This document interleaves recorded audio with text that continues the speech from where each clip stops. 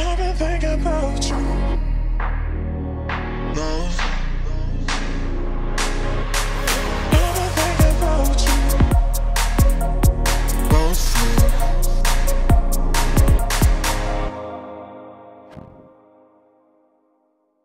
Hello à tous, hello mes phénix et bienvenue sur ma chaîne YouTube. Bienvenue aussi dans ma toute nouvelle vidéo sur comment j'ai vaincu la dépression. C'est un sujet qui me tient beaucoup à cœur et j'avoue qu'il va être difficile d'aborder. J'ai beaucoup de questions sur comment je fais pour rester aussi positive, comment j'ai fait pour me relever d'un tel accident, comment je fais en fait pour garder le sourire par rapport à tout ce qui m'est arrivé.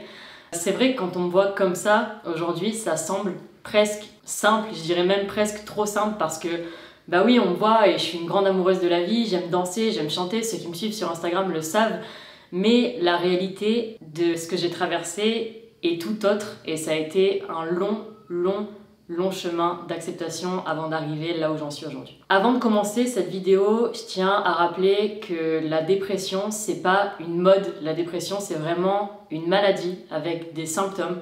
Encore une fois, je suis pas médecin et que je vais pas vous donner des solutions miracles, mais que je vais parler de mon vécu et de ce que j'ai personnellement traversé. La dépression, c'est une maladie qui touche énormément de personnes et c'est pour ça que je voulais l'aborder aujourd'hui, mais je voulais surtout l'aborder pour me rappeler aussi d'une certaine manière d'où je viens et comment j'ai fait pour relever la tête.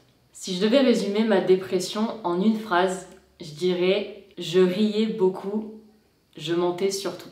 La solitude, la détresse, la haine, le pessimisme et la négativité, c'est la réalité de tout ce que j'ai traversé pendant quasiment un an. J'ai imagé ma dépression comme un gros nuage gris, voire noir, qui était au-dessus de ma tête et que rien ne pouvait estomper. Plus j'étais négative, donc avec ce manque de confiance en moi, la peur du regard des gens, ce sentiment d'injustice et ces milliers de questions que je me posais, plus ce nuage s'intensifiait. Et rien de ce qui pouvait me faire sourire avant, rien de ce qui pouvait m'apaiser, n'y faisait quelque chose. Les sorties, les soirées entre amis, les mots réconfortants de mes proches, j'avais l'impression qu'en fait, ce nuage resterait là et que toutes les petites parcelles de bonheur que j'avais avant mon accident étaient fades et que ce nuage resterait là au-dessus de ma tête. J'avais l'impression que j'arriverais jamais à retrouver le bonheur en fait. Tout était amer, tout semblait différent, tout était différent. J'avais perdu la notion de ma vraie réalité, enfin de mon ancienne réalité. J'arrivais plus à me raccrocher à ce que je connaissais avant, puisque tout ce que je connaissais avant avait disparu. Et pourquoi je vous ai dit cette phrase au début, je riais beaucoup, je mentais surtout, c'est parce qu'en fait, ce qui s'est passé, c'est que je souriais beaucoup pour rassurer mes proches, mais que quand je rentrais chez moi, j'étais dévastée. Et quand on me voyait, c'était un peu comme le calme en apparence, mais à l'intérieur de moi, c'était une tempête de négativité, d'injustice et de haine de laquelle j'arrivais pas à me défaire.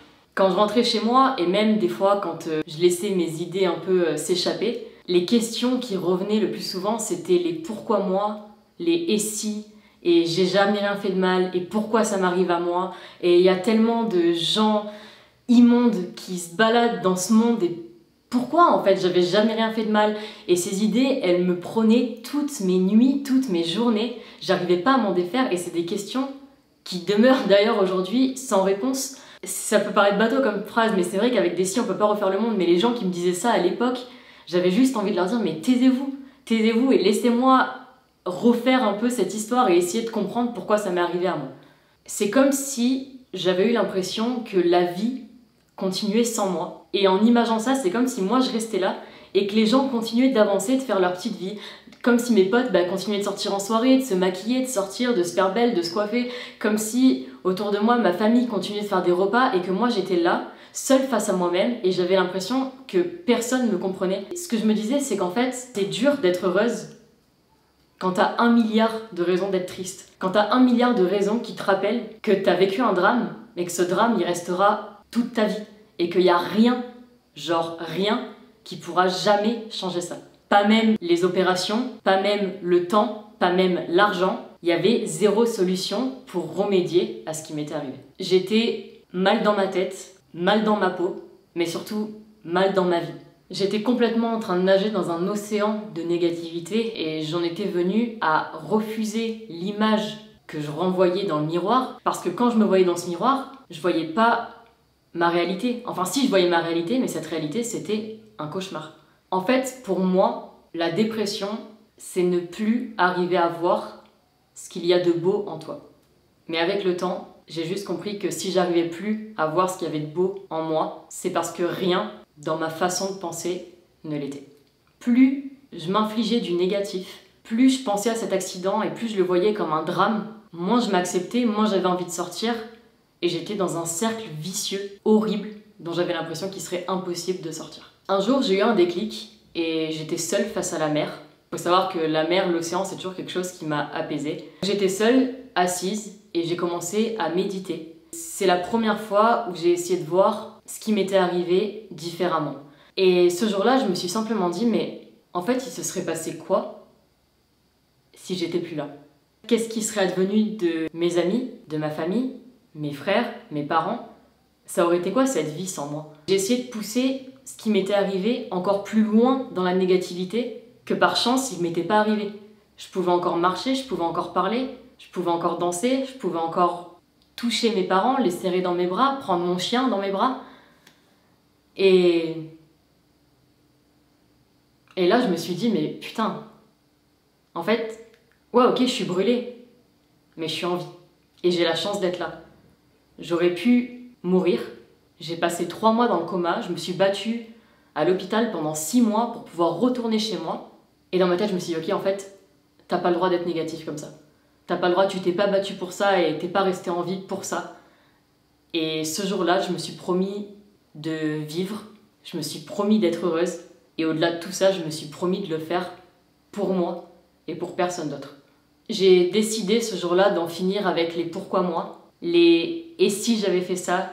J'ai décidé d'en finir avec ce nuage qui restait au-dessus de ma tête et de le laisser être transpercé par le soleil qui était tout autour de moi dans ma vie et que je refusais de voir. Parce que le bonheur était là et il fallait juste que j'ouvre les yeux un peu plus grands, il fallait juste que je prenne le temps d'observer que tout ce qui était autour de moi pouvait me rendre heureuse, mais que c'est moi qui étais en train de me l'interdire et j'étais en train de me détruire toute seule de l'intérieur.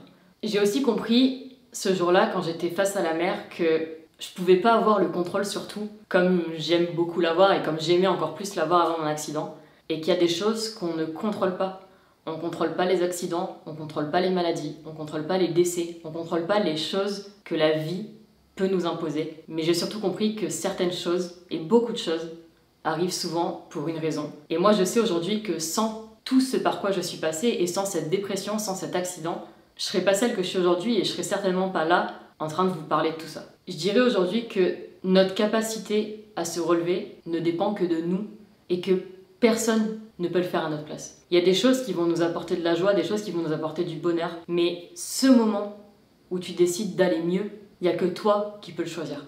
On a tous des phases de déprime, on a tous des moments où on se sent pas bien, on a tous des moments où on se sent vidé, malheureux. Et bien sûr que ça m'arrive encore aujourd'hui, mais souvent ce que je fais dans ces cas-là, c'est que je prends 5 secondes pour moi, je ferme les yeux et je me dis la chance que j'ai d'être là, la chance que j'ai d'être en vie et la chance que j'ai de pouvoir vivre tout ce que je vis aujourd'hui, la chance que j'ai de pouvoir choisir, la chance que j'ai de pouvoir dire oui, de pouvoir dire non, de pouvoir partir, de pouvoir voyager, de pouvoir échanger. Ça, c'est une chance et elle vaut plus que toutes les tristesses du monde. Dans cette phase de dépression, il y a souvent une phase de déni où on refuse ce qui nous est arrivé.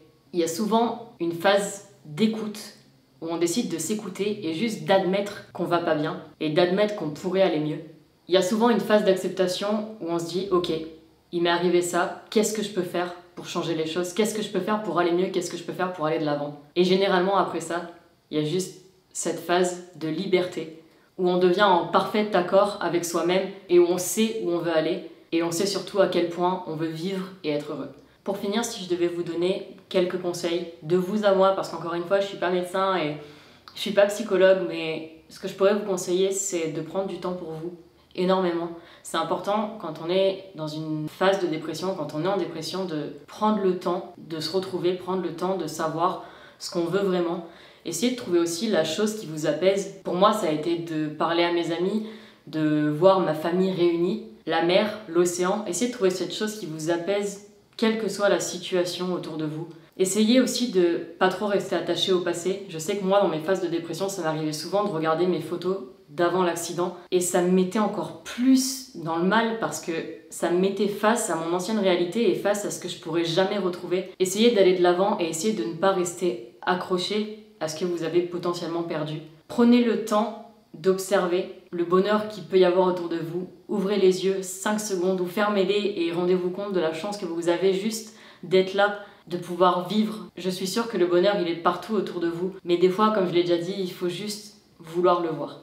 Sortez, essayez de profiter, rigolez et n'oubliez jamais que oui, c'est vrai, la vie parfois, elle peut être injuste. Beaucoup de choses arrivent pour une raison, mais la vie, elle vaut surtout la peine d'être vécue. Merci de m'avoir écouté, c'était une vidéo qui était pas très facile pour moi à tourner et je sais que mes parents, mes proches, quand ils vont la voir, ils vont avoir cette espèce de boule au ventre. Mais je trouvais que c'était super important d'en parler et j'espère du fond du cœur qu'elle pourra aider certains d'entre vous. Je vous retrouve la semaine prochaine pour une nouvelle vidéo. Merci d'être là, je vous aime très fort. Gros bisous.